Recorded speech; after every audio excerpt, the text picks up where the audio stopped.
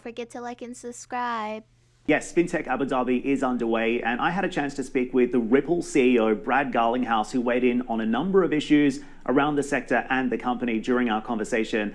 So I started by getting his view on some of the macro trends driving momentum in Bitcoin and other major cryptocurrencies through the pandemic and where prices could go next. He said, of course, we've seen increased adoption here. There's new institutional support, positive regulatory developments in the crypto space as well. But he also said there's one other major trend that's really making him and others pretty bullish on cryptos over the long term. Listen in.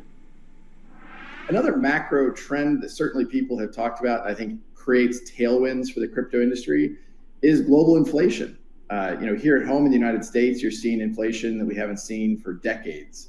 And when people are concerned about holding a fiat currency that might be inflating and thus devaluing, they're looking at how can I hold other assets that won't have that same inflationary dynamics. So look, I'm not here to predict exactly where the crypto markets will be next year, but I think if you step back and take a long view, a 5-year view, a 10-year view, these are real technologies that are fundamentally reworking how our financial infrastructure works. And I'm very bullish and very optimistic about what that longer term horizon looks like. So, there is a lot happening in this space. We saw Bitcoin hitting an all-time high of almost 70,000 US dollars earlier on in the month.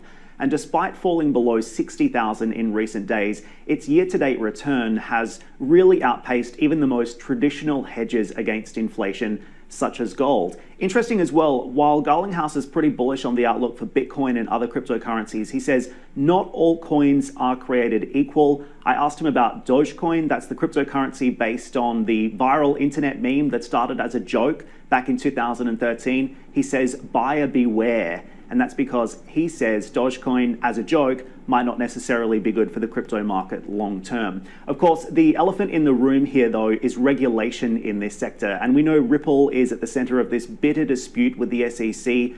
It filed a lawsuit against Ripple back in December, alleging that sales of its XRP token constituted the unregistered sale of a security. Garlinghouse said he's hopeful for a resolution next year, given the implications that this could have for the entire sector. Listen. We're seeing a pretty good progress, despite a slow-moving judicial process in the federal courts. Clearly we're seeing good questions asked by the judge, and I think the judge realizes this is not just about Ripple. This will have broader implications, and I think that's a very good thing. I'm hopeful that certainly in 2022 there'll be closure here.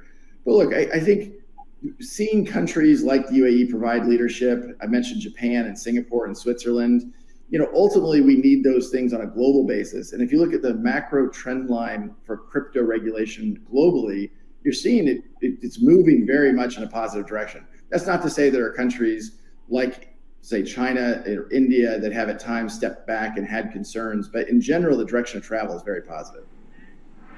So Ripple has some issues in the home market, which is why it's looking to the Middle East for growth. It just opened a new office here in the DIFC in Dubai. It plans to employ about 250 staff, and it's also teaming up with a local startup here called People to enable cross-border payments and tap into this really lucrative remittance corridor between the UAE and Saudi, worth an estimated $78 billion a year, Hadley. Really interesting space to watch. Don't forget to like and subscribe.